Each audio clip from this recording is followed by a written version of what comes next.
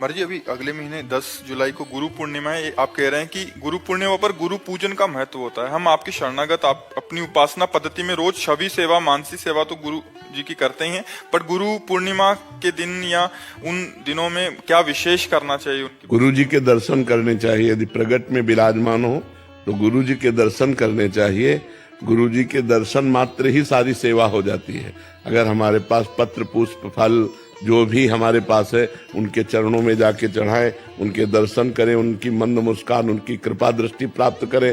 पादुका और फोटो की तो रोज पूजा करते हैं, एक दिन साक्षात जाकर पूजन करने का सौभाग्य है गुरु पूर्णिमा को, तो अपने गुरुदेव के साक्षात दर्शन करने चाहिए और जो पत्र पुष्प उनके चरणों में समर्पित करना चाहिए और उनकी आज्ञा के अंतर्गत रहना चाहिए। यही गुरु पूजा है। क्या गुरु के बिना हमारी सदगति नहीं हो सकती? क्या एक प्रश्न पूछूंगा, उत्तर देना। क्या आपकी पत्नी से और आपके पति से क्या विवाह के पहले आप जोर से रिश्ता था? नहीं। फिर क्या हुआ? एक विवाह हुआ, मंडप गाड़ा गया, ब्राह्मण को बुलाया गया और विधि विधान से विवाह हुआ।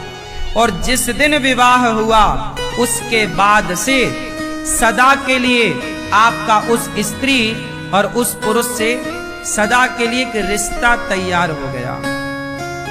जैसे विवाह क्या करता है, एक स्त्री से, एक पुरुष से सदा के लिए आपका संबंध जोड़ता है, उसी तरह जैसे विवाह पति पत्नी का रिश्ता जोड़ता है, उसी तरह गुरु मंत्र, गुरु जी भक्त का भगवान से सदा के लिए संबंध जोड़ते हैं।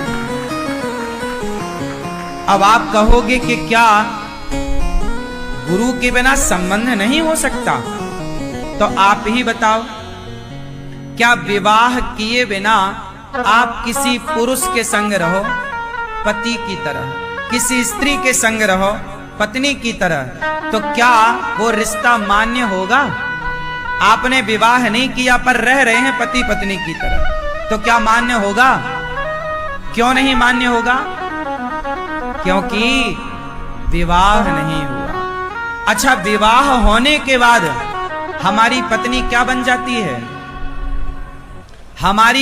हमारे हिंदू रिवाज में पत्नी को क्या बोलते? पत्नी का पूरा नाम बताओ, क्या बोलते हैं आप बताओ?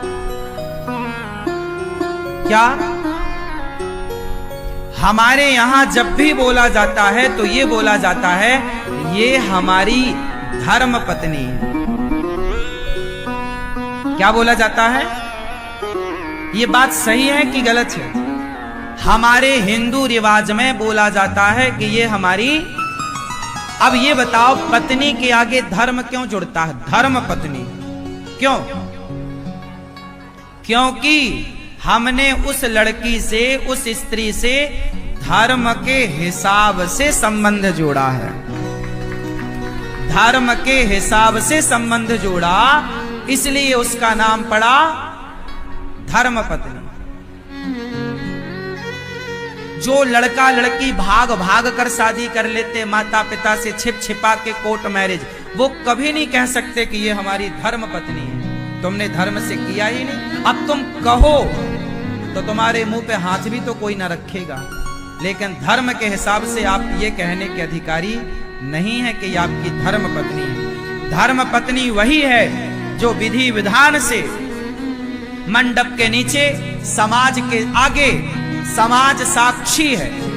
विवाह होता है तो समाज साक्षी होती है, गुरु साक्षी होता है, ब्राह्मण साक्षी होता है और अग्नि साक्षी होते हैं, और अग्नि के साथ साथ ध्रुव तारा साक्षी होते हैं। जब ये लोग साक्षी होंगे तब आपको कहने का अधिकार होगा कि ये मेरी धर्म पत्नी है।